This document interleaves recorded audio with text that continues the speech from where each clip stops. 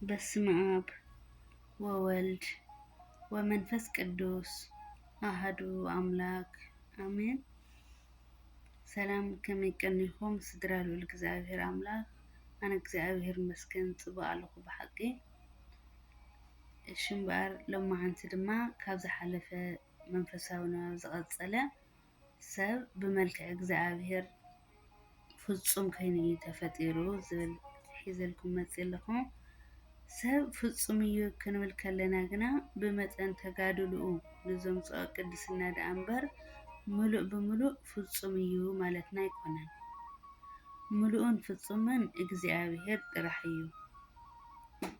ስለ ጻዲቕ ኢዮብ ፍጹምን ቁኑዕን ተባሂሉ ክጥቀስ ከሎ ስለ ኖህ እውን ጻዲቕ ኢንታ ዘይብሉ ተባሂሉ ተነጊሩ እዩ። ስለዚ እዩ ድማ መድሃኒና ኢየሱስ ክርስቶስ ኣብ ስብከቱ ከምዚ ብማል ዝእዝዘና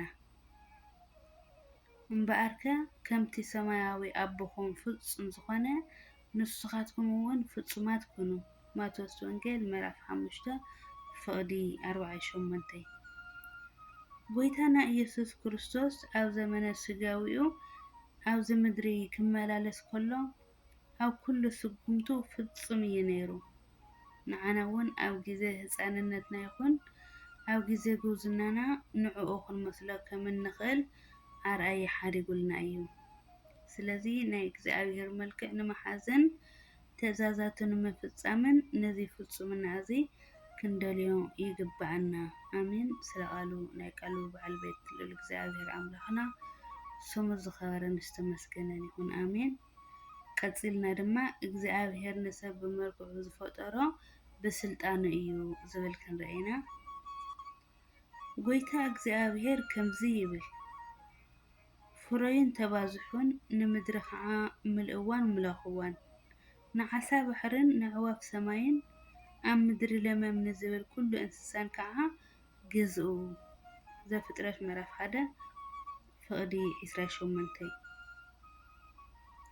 እግዚአብሔር ንኖህን ንደቁን ዝሃቦም በረከት እውን ምስዚ ዝመሳሰል እዩ።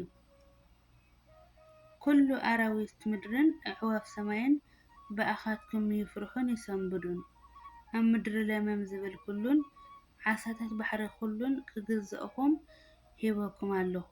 ዘፍጥረት ምዕራፍ 9:2 ሰብ ናይ እግዚአብሔር መልክዕ ኣብ ዝነበረ ግዜ ናይ ኩሎም ፍጥረታት ገዛኢ እዩ ነይሩ። ይኹን እምበር መለኮታዊ መልክዑ ምሳኣነ ፍጥረታት ኣብ ልዕሊኡ ዓመፁ። ንስኻ ድማ ሸኾንኡ ክትነክስ ኢኻ። ዘፍጥረት ምዕራፍ 3:15 ንምድሪ ምስ ሓረስካያ ፍርኣ ኣይክትህበካን እያ። ዘፍጥረት ምዕራፍ 4:12 ካብዚ ንድሓር ሰብ ክብሩን መለኮታዊ መልክዑን ስለ ዝሰኣነ ንእንስሳታትን ንኣራዊትን ካብ ምህዳኑ ንላዕሊ ባዕሉ ንባዕሉ ክጋደል ጀመረ። ኣሜን። ስለ ቃሉ ናይ ቃሉ በዓል ቤት ልዑል እግዚአብሔር ኣምላኽና ስሙ ዝኸበረን ዝተመስገነን ይኹን። ብምቕጻል እግዚአብሔር ንሰብ ብመልክዑ ክፈጥሮ ከሎ ሓያል ገይሩ እዩ ፈጢርዎ ዝብል ክንርአና። መንፈሳዊ ሰብ ሓያል እዩ። እዚ ክንብል ከለና ግና ዝህልዎ ሓይሊ ከም ናይ ሳምሶን ዘበለ ናይ ኣካል ሓይሊ ዘይኮነ ናይ መንፈስ፣ ናይ ኣተሓሳስባ፣ ናይ ፍቓድ፣ ናይ ጽንዓት ሓይሊ ማለት እዩ። ካብዚ ብተወሳኺ እዚ ሓይሊ እዚ ብናይ ዲያብሎስ ውግእ ንዝግበር ቃልሲ ዘድሊ ሓይሊ እዩ። መንፈሳዊ ሰብ ብርቱዕ ሞራል ኣለዎ። ስለ ዝኾነ ድማ ኣይፈርሕን፣ ተስፋ ኣይቆርፅን፣ ከምኡ እውን ናይ ምውዳቕ ሓሳባት ኣየሸንፍውን። ኣሜን። ስለ ቃሉ ናይ ቃሉ በዓል ቤት ልዑል እግዚአብሔር ኣምላኽና ስሙ ዝኸበረን ዝተመስገነን ይኹን። ብምቕጻል ኣብ መልክዕ እግዚአብሔር ዘሎ ሰብ ፈጺሙ ኣይፈርሕን ዝብል ክንርአና። ነዚ ኣመልኪቱ ነቢ ዳዊት ከምዚ ይብል ሰራዊት እኳ እንተዝኸቡኒ ኣነ ኣይፈርሕን እየ። ጸላእተይ ክቃወሙኒ ኢሎም እንተዝለዓሉ እውን ኣብ ኣምላኸይ እምነት ኣለኒ። መዝሙረ ዳዊት ምዕራፍ 27 ፍቕዲ 3 ዝፈርሕ ሰብ ብመልክዕ እግዚኣብሔር ኣይኮነን ዝነብር። ፈራሕ ሰብ ድማ ናብ መንግስቲ ኣምላክ ክኣቱ ኣይኽእልን። ራእየ ዮሃንስ ምዕራፍ 21 ፍቕዲ 8 ኣዳም እውን ኃጢአት ምስ ገበረ ፈሪሑ ነይሩ እዩ። ዘፍጥረት ምዕራፍ 3 ፍቕዲ 10 ቃኤል እውን ኃጢአት ምስ ሰርሐ ፈራሕን ኮብላልን ኮይኑ ነይሩ እዩ። ኣዳምን ቃኤልን ፈራሓት ክኾኑሉ ዝኸኣሉ ምኽንያት ከዓ ነቲ መለኮታዊ መልክዖም ስለ ዝሰኣንዎ እዩ። ቅዱሳንን ነቢያትን ግና ዝኾነ ዓይነት ፍርሒ ከም ዘይነበሮም ኣደናቒ ኣብ ዝኾነ ናይ ህይወቶም ጉዕዞ ኣርዮምና እዮም። ቅዱስ አንጦንዮስ ኣብ መጀመርታ ዋላ ኣብ ውሽጢ መቃብር ይነብር እንተነበረ ንውግእ ናይ ዲያብሎስ ኣይፈርሕን። በዚ ግዜ እዚ ዲያብሎስ ብዝተፈላለየ ኣራዊታት እናተመሰለ ኣዝዩ ዘፍርሕ ድምፂ እናስምዐ ከጥቅዖ ክመጽእ ከሎ ንሱ ግና ፈጺሙ ኣይፈርሐን። ሰማዕታት እውን ንናይ ነገስታት ምፍርራሕን መግረፍትን ኣይፈርሑን።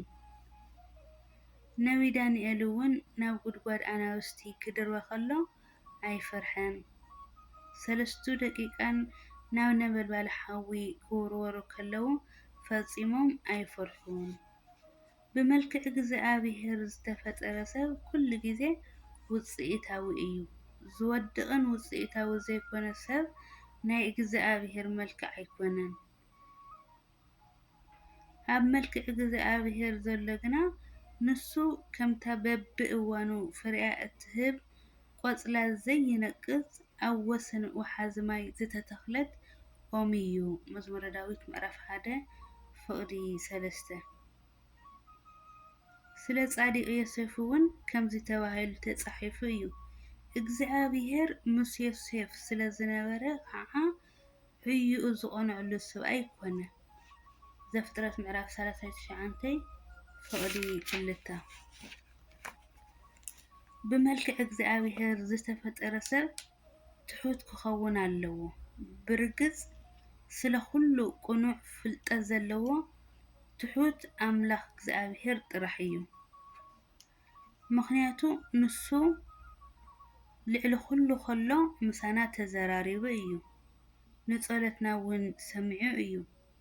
ሰብ እውን ከም ዝተውሃቦ ዓቕሚ ትሑት ክኸውን ይኽእል እዩ።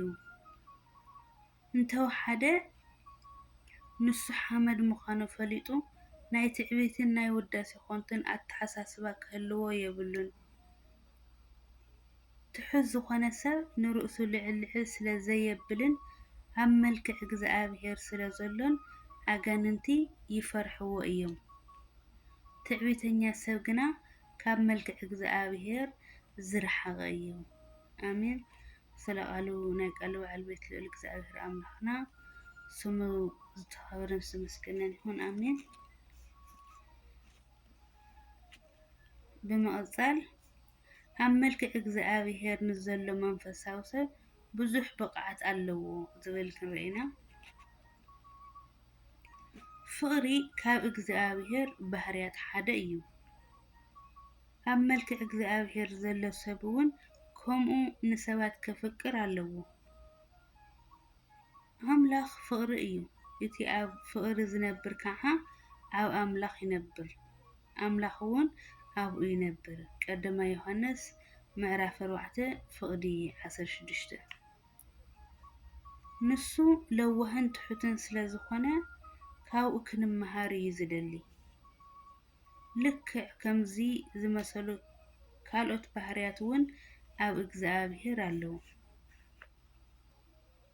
እግዚኣብሔር ናይ ዓለም ብርሃን እዩ። ዮሃንስ ወንጌል ምዕራፍ 8 ፍቕዲ 12 ንሱ ብርሃን ሓቂ እዩ። ዮሃንስ ወንጌል ምዕራፍ 1 ፍቕዲ 9 ንዓና እውን ከምዚ ኢልና እዩ።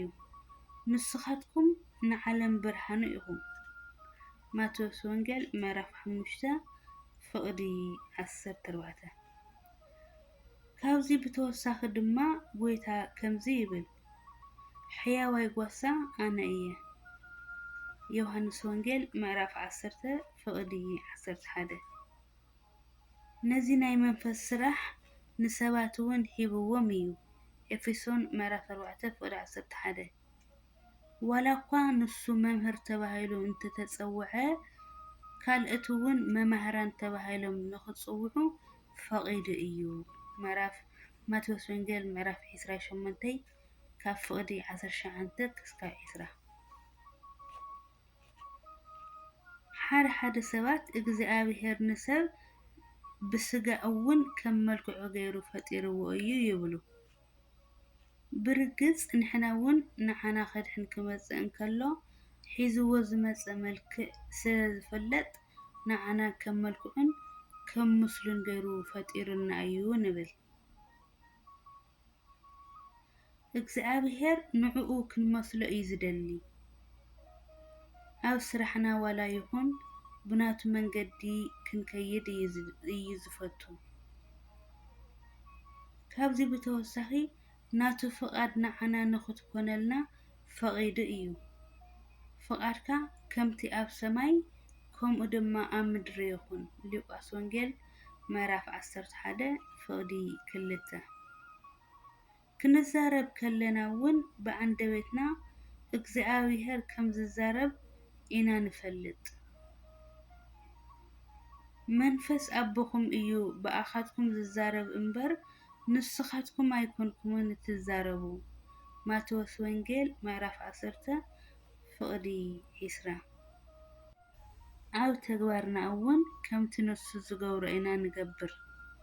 እቲ ንቓሉ ዝሕሉ ግና እታ ንኣምላኽ ዘላቶ ፍቕሪ ምልኣት ትረክብ። ኣብ ኣምላኽ ከም ዘለና በዚ ኢና ንፈልጥ።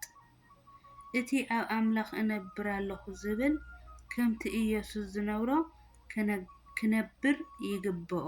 ቀዳማይ ዮሃንስ ምዕራፍ 2 ካብ ፍቕዲ 5 እስካብ 6 ኣሜን ኣሜን። ስለ ቃሉ ናይ ቃል በዓል ቤት ልዑል እግዚኣብሔር ኣምላኽና ስሙ ዝኸበረን ዝተመስገነን ይኹን ኣሜን።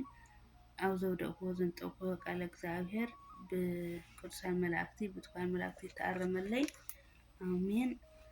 ኣብዚ ሓሳብ ዘለኩም ርእቶ ዘለኩም ኣብ ኮመንት ተጻሓፉለይ ኩራት ኣሕዋተይ ከም መሓሽ ዘለኒ እውን ምኽርኩማ ይፈለየኒ ክብል ናይ ልማዓንቲ መደብና ኣብዚ ወዲእና ኣለና። ናይ ሰሙን ሰባት የለና። ኣሜን። ወስብሐት ለእግዚአብሔር ልዑል ኣሜን።